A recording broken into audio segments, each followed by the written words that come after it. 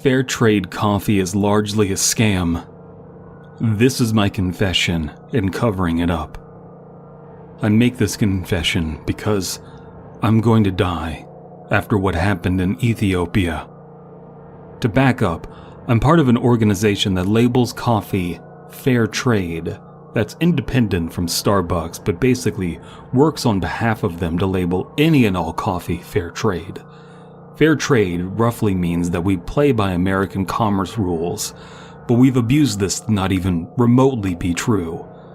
A mixture of the perks of the job and the fact that the organization is marginally better than not being fair trade at all kept me at my job. I was visiting a coffee bean harvester for an inspection 6 days ago. This farm was in a very rural area of Ethiopia, currently having a civil war. However, my rubric for fair trade doesn't have a box for going through a civil war, so that doesn't count. While checking out the working conditions, the man showing me around mentioned a video that he wanted to show me. An Ethiopian film. A good one, he said. Not very long either. On the way to the small break room with a VHS player and a TV, I noticed a few women in the field looking at me. They didn't look happy, but I couldn't place why. I figured they were just envious of my job. I get that look a lot. The supervisor sat me down in a dark room to watch the tape, and he left saying he'd be back with fresh coffee for me. I patiently sat down as the film began. There was a sunset or a sunrise coming over a hilltop, with mountains in the background.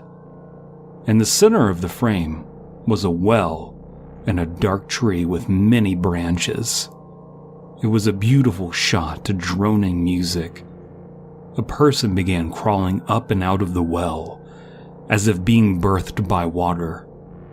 The footage began to desync into two overlaying images moments apart, as if it itself was being cut and defocused by this person, a woman, as she approached the camera. An uneasy feeling swept over me as the woman got closer in her swaying movements, the tree seeming to grow new and distorted branches. This feeling wasn't like watching something scary. It was like I made an enemy.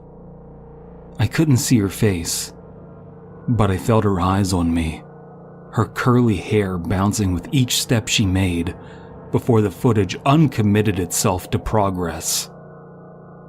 She'd be rewound randomly, shooting back and forth, and eventually she rewound so far she was back in the well. Dread fell over me. I got up to ask about coffee when in fact I felt unsafe in some way.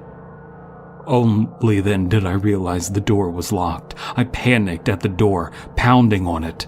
I turned back and looked at the well, as if the well was in the room with me, feeling as if I was being observed.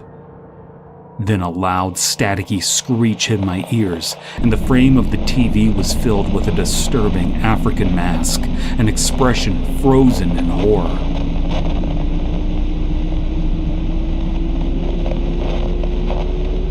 The tape stopped and was ejected from the VHS TV combo. The door unlocked, and the supervisor had a styrofoam cup of hotel coffee. He was laughing, and I noticed in his other hand was a TV remote, as if he was trying to hide it.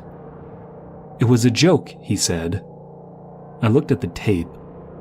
Something was written on it in Ethiopian. I took a picture with my phone, still rattled from the whole thing. Everywhere I went on the trip after that, I felt unnerved, especially at night, as the darkness fell over the coffee fields. I eventually asked for a translation of what was written on the VHS tape from somebody at my hotel. They asked if I watched what was on the tape. When I said yes, they told me that it was a curse from a witch, and that I would be dead and 7 days when the sun sets. The young woman on the tape was said to perform demonic feats, turning well water into coffee, breaking glass bottles with her mind, and in one circumstance, making a man that gossiped about her deaf. The coffee farm, fearing her, threw her into a well. She somehow managed to get the curse onto the tape, and I was her latest victim. That's all I know of the story. Now, I face what puts me into this situation. When I woke up this morning, I very well knew it could be my last, and in my heart, I knew it was. In the backyard is a newly dug well, just like from the tape.